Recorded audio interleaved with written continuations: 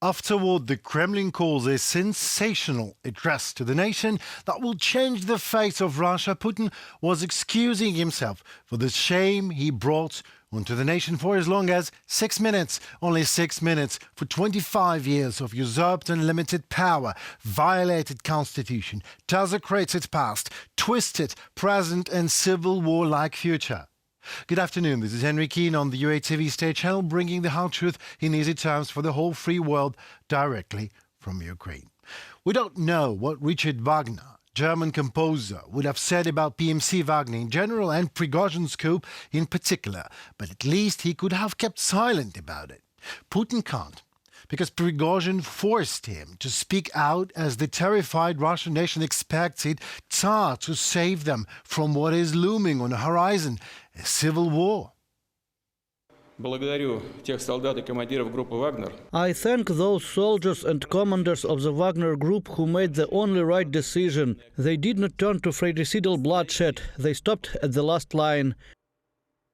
Today you have the opportunity to continue serving Russia by entering into a contract with the Ministry of Defense or other law enforcement agencies, or to return to your family and friends. Whoever wants to can go to Belarus. The promise I made will be fulfilled. And we were now very likely watching a shortened version of the Tsar's address. But it is obvious the Kremlin is confused and is changing its scenarios and reactions right on the go. No announced sensation.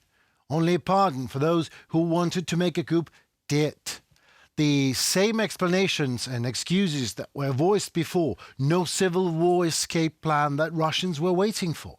Well, of course, Putin can't save Russians from being Russians. Putin can't change what nation's political negligence has brought it to. And it brought the nation to Putin. Putin is the result. You see, Putin can't save Russia from a problem since he is the problem. The alpha and omega of Russia, the unique, the one and only, the Tsar. And it is exactly within their imaginary uniqueness where the seed of the death sentence that any dictatorship inevitably faces with time lies. What dictators do, they create a rigid, vertically oriented, power-controlling structure that succeeded to eliminate any threat to its impunity from the inside, but lacks flexibility and agility. A one-strong-man show might be sold to the not-too-educated domestic audiences for quite a time. You can call it a stability, while it is nothing but stagnation. You can call yourself a strong leader while being nothing but a rigid dictator. And each dictator in the history of humankind is inevitably making one and the same mistake. In time, they all start to believe their own propaganda. They start to believe they are almighty. They start to ignore those colors from the objective reality palette that they don't like. The hues that just somehow do not fit into the monochrome canvas of their absolute strength and absolute impunity. Dictators start to ignore reality. And objective reality, in turn, starts to ignore dictators. And it is exactly when, as Ukrainian artist Mikita Titov has illustrated in this work, the snake Ouroboros start to devour its own tail. Putin's address was pathetic. In it, he was directly contradicting his militant speech of June 24th, in which he promised to destroy all the traitors, Prigozhin himself and all his minions. This feeble attempt to present the sudden end and rebellion as success story of the Kremlin and evidence of the consolidation of society look unconvincing even for domestic Russian audiences. So, instead of looking enraged and Zeus-like, Putin publicly displayed his weakness, fear, and confusion.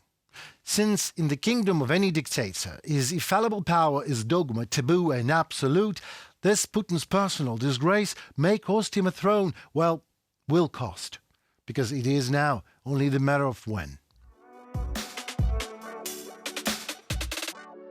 Alexander Lukashenko prepares to host the another disgraced commander Prigozhin in his Wagner PMC on the territory of Belarus. Russian propaganda is doing their best to scare Ukrainians with Wagner PMC, while the defense forces of Ukraine have, to put it very mildly, a successful experience in fighting back Russians, including them Prigozhin's rebelled mercenaries. The representative of the Ministry of Defense, Andrei Yusuf, reports that at the moment there is no information on any systematic transfer of Wagnerites to Belarus. The Ukrainian military command constantly monitors the situation in Belarus and currently does not have record any sufficient offensive potential of the Russian troops there. The northern border is reliably covered by the defense forces. They have established a powerful defensive obstacle course there and conduct regular exercises on fighting back attacks. Any attacks by mercenaries in this direction can rather be considered a suicide. So it is not Ukraine, Belarusians, that should fear those prone to rebellion Wagnerites posing the greatest threat on the territory of Belarus. Russian propaganda does what is usual for Russian propaganda, spreading nothing but fakes, and they seem not to bother themselves to even dilute lies with at least some truth. This time they say Ukraine sends religious and museum valuables, relics and artifacts of the Kyiv-Pechersk Lavra, one of the largest monasteries of the Orthodox world, to the west. Let me take you back in time. Church issues in Ukraine are connected with the decision adopted by the Patriarchate of Constantinople in January 2019 to recognize the Autocephalous Orthodox Church of Ukraine, UOC. Nowadays, Ukrainian Church officially regained its independence for the first time since 1686, when the Kiev metropolis was subordinate to Russian Orthodox Church. However, the Russian Orthodox Church not only did not recognize the decision of Patriarchate of Constantinople, but declared it heretical. On April 1, 2023, the governor of the Kyiv-Pechersk Lavra, Metropolitan Pavel, was charged under 2 criminal articles. It has been established that Pavlo Lebed, in his public speeches, repeatedly insulted the religious feelings of Ukrainians, humiliated the views of believers of other faiths and tried to form hostile attitudes towards them, and made statements justifying or denying the actions of the aggressor country. This was also confirmed by a forensic linguistic examination initiated by the Security Service of Ukraine. The Russian clergy refused to leave, of course. Ви приклонитеся і Тут не тільки українці, тут різних святих Великим. мощ. Ідемо. І вони не можуть привласнити Біжіть, сходіть, тіло, подивіться, що таке мощі. кістки, да. But of course they were made to leave. And of course they did not like to leave such a golden grounds, so all Russian propaganda accusations these days are nothing but offended pride, greed and selfish interests of the Kremlin and its pseudo-faithful religion of power that wanted to keep the Ukrainian flock on a religious leash. All these Russians' fakes are so easy to proof-check. For example, those icons from the Khanenko Museum will be soon exhibited in the French Louvre. It's a normal international practice, you see. But nothing normal and nothing international is about Russian propaganda story about the removal of relics from the Kyiv-Pechersk Lavra. But what can we say? A thief can't hide his guilty feelings.